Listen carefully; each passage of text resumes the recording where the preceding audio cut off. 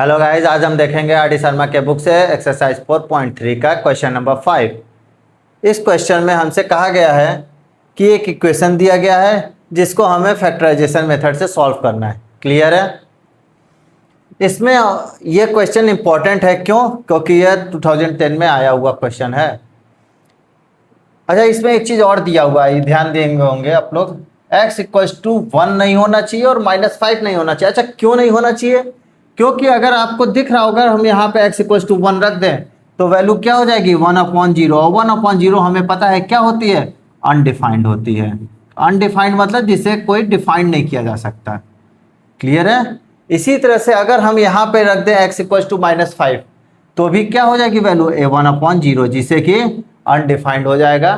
Clear है? इसीलिए यहाँ पे दे दिया गया है कि x = 1 और x = -5 नहीं हो सकता है। क्लियर? आई थिंक आप लोग को समझ में आ गया होगा कि इसका मतलब क्या होता है। ठीक है, ये इसीलिए है कि ये इक्वेशन अनडिफाइंड ना हो जाए। अब हम इस क्वेश्चन को सॉल्व करने की कोशिश करेंगे। क्वेश्चन क्या है, 1/x - 1 -1/x + 5 = 6/7। सिंपल हम क्या करेंगे, इन दोनों का एलसीएम ले लेंगे। x - 1 सॉरी x + 5, तो यहाँ से क्या आया x + 5 माइनस x - 1 = 6/7 आया। अब इसको ब्रैकेट को ओपन करते हैं, क्या आएगा x + 5 माइनस का x प्लस का 1 अपॉन में x - 1 x + 5 = 6/7। ये x कट गया। अब देखिए यहाँ से क्या हो गया, 5 + 6 का मल्टीप्लाई हम 7 में करेंगे। क्लियर है? और इसका मल्टीप्लाई 6 में करेंगे। ठीक है, क्रॉस मल्टीप्लाई करते हैं तो हम 6 का मल्टीप्लाई देखिए 7 में करेंगे और x - 6 का अभी 6 का मल्टीप्लाई इसमें करेंगे x - 1 और x + 5 में। क्लियर है? ब्रैकेट को ओपन करते हैं, 6 × 7 = 42। अब 6 ब्रैकेट ओपन करते हैं, x का x से करेंगे तो x², x का 5 से करेंगे तो 5x, -1 का x से करेंगे तो -x, -1 का 5 से करेंगे तो -5। क्लियर है? अब देखिए ये क्या हो जाएगा, ये 4x हो जाएगा तो 42 = 6 x² प्लस का 4x माइनस का 5 = कुछ नहीं है। अब 6 का अंदर हम मल्टीप्लाई करेंगे, 6x² प्लस 6 4 जा 24x माइनस 6 5 जा 30। ठीक है, 42 को हम इधर लाते हैं तो हमारा इक्वेशन क्या बनेगा, 6x² प्लस का 24x माइनस का 30 माइनस का 42 = 0। इन दोनों को देखिए, दोनों ही साइन क्या है, सेम है, तो दोनों ऐड हो जाएगा। प्लस 24x माइनस का 4 3 7 72 = 0। ठीक है अब हमारे पास इक्वेशन क्या बना, 6x² प्लस का 24x माइनस का 72 = 0। क्लियर है? अब यहाँ से आपको दिख रहा होगा कि हमें क्या करना है। सबसे पहले तो हमें क्या करना है, 6 का 72 में मल्टीप्लाई करना है।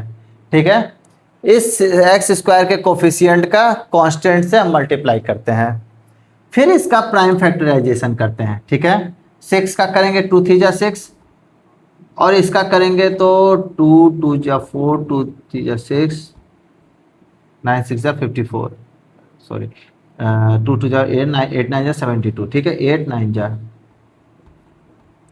ये 9 है ये 8 है, 8 9 जा 72। ठीक है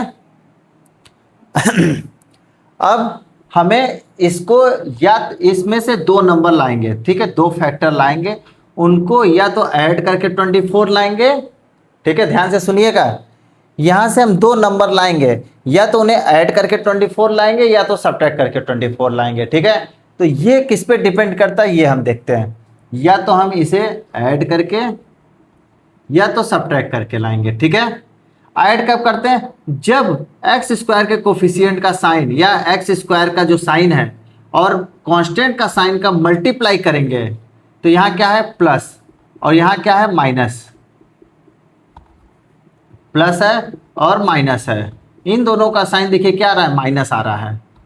ठीक है, माइनस साइन आ रहा है इन दोनों का, तो जब माइनस साइन आता है तो सब्ट्रैक्ट करते हैं। अगर बाई चांस इसका और इसका मल्टीप्लाई अगर प्लस आ जाता तो यहाँ से हम दो फैक्टर ऐसा लेते जिनको सम करके 24 लाते हैं हम, ठीक है। अभी के केस में क्या है, माइनस आ रहा है, मतलब यहाँ में हम दो नंबर ऐसा लेंगे जिनको सब्ट्रैक्ट करके 24 लाने की कोशिश करेंगे। क्लियर है? कैसे, देखिए पहले हम 2 लेते हैं, फिर ये लेते हैं, देखिए 72, यहाँ से तो 72 है, ठीक है। मैं 3 का मल्टीप्लाई करते, 3 2 जा 6, 3 7 जा 21। इन दोनों को क्या सब्ट्रैक्ट करके 24 आ रहा है? नहीं, तो हम ये दोनों नंबर नहीं लेंगे। क्लियर हो रहा है? अब फिर से अब हम दो नंबर उठाते हैं, 2 3 जा 6 और ये 72 तो है ही, क्या इनको सब्ट्रैक्ट करके 24 आ रहा है? नहीं, तो हम ये दो नंबर नहीं लेंगे। अब हम दो नंबर ले लिए, अब हम 3 नंबर लेंगे। 2 3 जा 6, 2 जा 12, 2 2 जा 4, 3 जा 12, 3 जा 36। क्या इन दोनों को सब्ट्रैक्ट करने पे 24 आ रहा है? यस, 24 आ रहा है। तो हमारे पास दो फैक्टर ऐसा मिल गया, एक 12 एक 36, जिनको सब्ट्रैक्ट करने पे 24 आ रहा है। क्लियर है? ये सारा रफ वर्क रहेगा, ये जो अभी मैंने किया है। अब यहां से हमारे पास क्या आ गया, 6x² प्लस का 36x प्लस का 12x माइनस का 72 इक्वल टू 0। अच्छा, एक चीज और थोड़ा सा समझिएगा, ये माइनस करके है, ठीक है, सब्ट्रैक्ट करके। क्या हम इसको इस तरह से नहीं लिख सकते थे? इसमें भी तो 24 आ रहा है, माइनस का आ रहा है ना। इसका मतलब यहाँ पे हम देखेंगे कि प्लस का 24 है कि माइनस का 24 है। अगर प्लस का 24 है तो ये वाला कॉम्बिनेशन लेंगे, अगर माइनस का 24 होता तो ये वाला कॉम्बिनेशन लेते हैं। क्लियर है? तो ये चीज़ ध्यान दीजिएगा, ये नहीं कि खटाखट करते हुए चले जाए और पता चला आंसर गलत आ गया। तो यहाँ से हम क्या है, 6x कॉमन है, तो 6x कॉमन ले लिए। यहाँ क्या बचा, x प्लस का 6। यहाँ से माइनस का 12 कॉमन लेंगे, तो जब माइनस 12 कॉमन लेंगे तो प्लस का x बचेगा और यहाँ प्लस का 6। अब इसमें से हम प्लस का x प्लस 6 कॉमन लेंगे, तो क्या बचेगा, x प्लस 6 उठा लेंगे तो 6x बचेगा और यहाँ से माइनस का 12 बचेगा। तो अब ये देख रहे हैं आपको, इन दोनों का मल्टीपल x प्लस 6 का, देखिए इन दोनों का मल्टीपल 0 है और हम लोग को क्या पता है कि ये दो नंबरों का मल्टीपल अगर 0 है तो या तो दोनों ही 0 होंगे तभी 0 आ सकता है, या तो कोई एक नंबर 0 होगा, या तो कोई एक नंबर 0 होगा या दोनों नंबर 0 होंगे।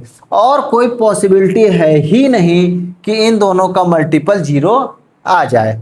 तो हम क्या करेंगे, x प्लस 6 इक्वल टू क्या कर देंगे, 0 करेंगे।